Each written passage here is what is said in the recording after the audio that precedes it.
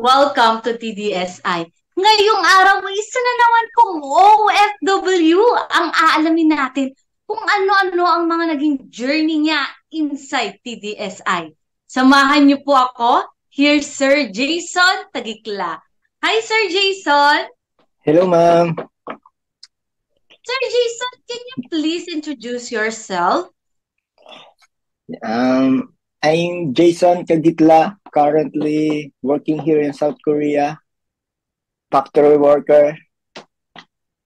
Currently, Gano'n since ka 6 po years katagal now. dito? 6 years po.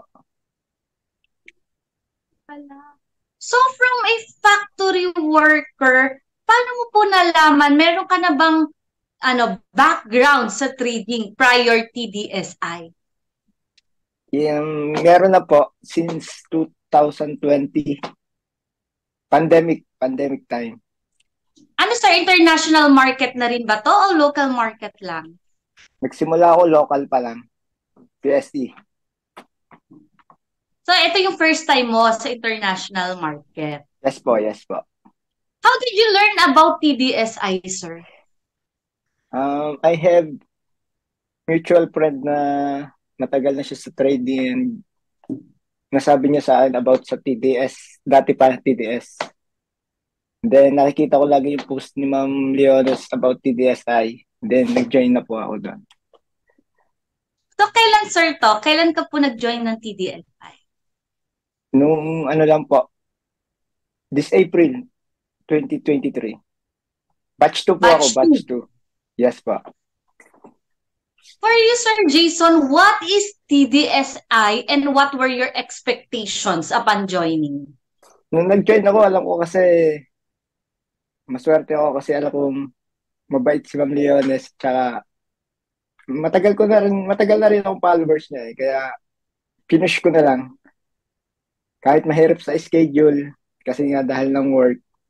Can you tell us about your experience naman as a TDSI student? As TDSI,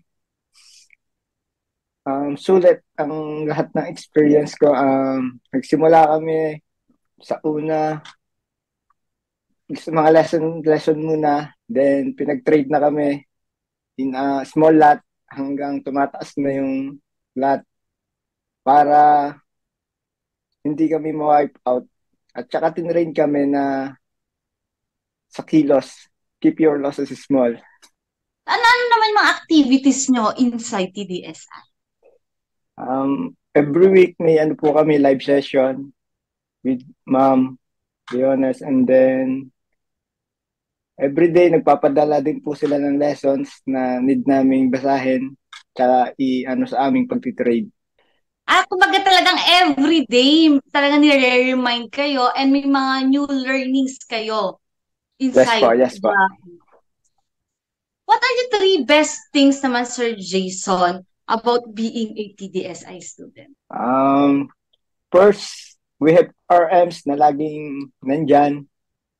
Every chat namin. And then, si Ma'am Leones, lagi rin siya nagpo-post. Kaya, lagi kami nare-remind na sa mga bagay-bagay about trading. Second, tapos unti-unti na rin po kami natututo na mag-trade ng small amount. Marami kaming losses, pero pag nag-gain naman po, nababawi rin po. And lastly, masarap lang maging sa TDSI kasi parang safe haven talaga ng mga newbie trader. So you can say that inside TDSI talagang pang-newbie talaga siya. Yes po. Pang-newbie po talaga. Sabi mo nga, sir, di ba, before you're a local market trader? Yes po. Hindi ka ba natakot na pasukin ngayon tong international market na? Actually, hindi naman po kasi nung nasa local po kasi ako, wala pa akong mga mentor, wala pa akong mentor. Yung sa Facebook lang, nakikigaya lang, hype. Mga reko lang. Kaya nag-isip ako nasa TDSI para may gagabay sa amin sa pagtitrade. I think, sir, you want to be an independent trader talaga. You want to trade on your own na hindi ka na nangongopya ng trades at hindi ka na lang sumasabay sa hype. Yes po. And kamusta naman, sir? You can say na you can trade on your own? Yes po, yes po. Because Ma'am Leon has trained us to keep your losses small always. Eh, hindi ka ba na about Kaya your schedule, sir? Kasi you're an OFW, di ba? So, syempre, hindi naman actually, ganun kadali yung trabaho niyo po dyan. opo, opo. Hindi ka ba nahirapan sa schedule mo sa pagtitrade? Actually, pag nag-ano po ako, pag day trading, 3 hours to 4 hours lang po ako every day. Kasi nga po, need ko pang magpahinga muna kasi may work na ulit kinakapasan. So, kailangan talaga, syempre, parang mentally prepared ka while Yes po. trading. Para naman sa'yo, Sir Jason, ano ang kinagandahan ng international market compared dito sa local market or sa PSE? Pinakamaganda sa international, yung volume niya. Hindi ka maboboard kasi maraming nagtitrade every hour. Tapos 24/7 pa. So, kasi yung volatility inside the, Yes po, yes po. gusto mo yung ganong pagtitrade. Gusto mong ganon yung Yes way po. ng trade. Volatility na isang Saka hindi po market. sasakto kasi sa akin yung sa local market. Yung sa time ng sa schedule ko po. So, talaga palang ang international market is very fit sa mga nasa ibang bansa. Especially Yes sa po, inyong yes mga, po. di ba? Can you tell us about your trades naman, sir? Ano yung pinakamalaking gain at pinakamalaking losses mo?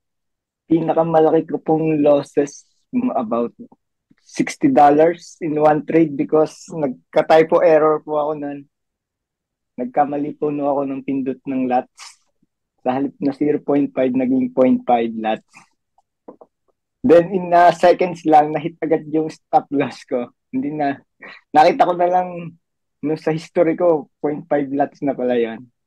And then yung gain ko naman, nag-scalping na ako ng mga 3 days ata, naka 92 ako. Kahapon lang. Wow, talagang Ay, parang covered na nung covered. Friday, parang ganun po. Opo. Na-overcome niya lagi yung mga losses ko. So talagang sabi mo nga, di ba, tinuruan kayo ng K-loss. Yes po. Except dun sa isang trade mo. Pero na-covered pa rin yung gain mo, yung loss mo.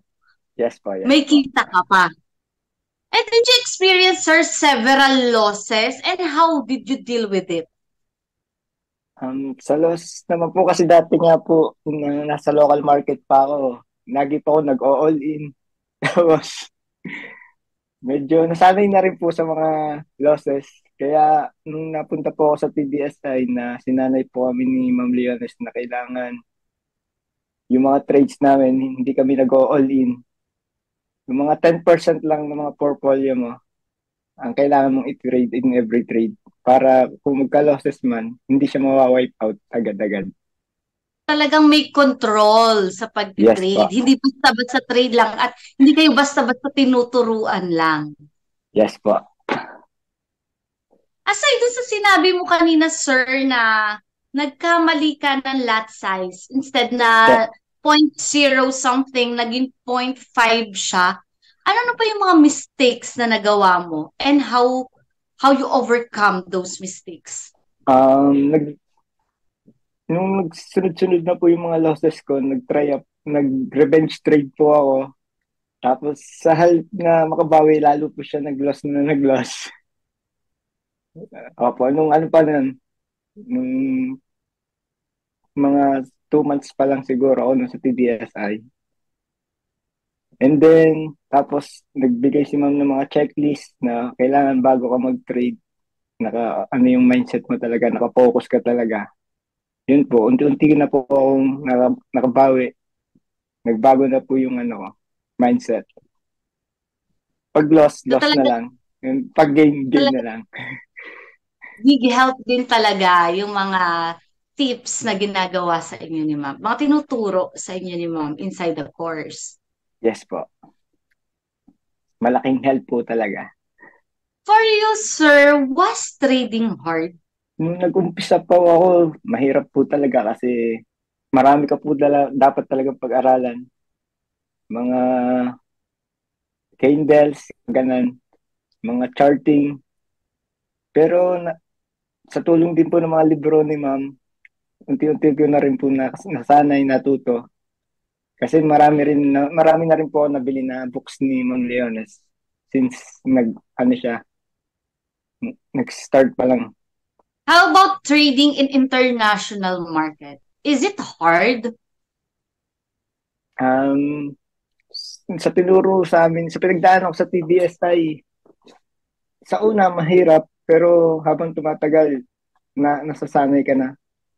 Tsaka i-guide ka naman talaga ni ma'am while you're inside the TDSI. What was the hardest part of your trading journey?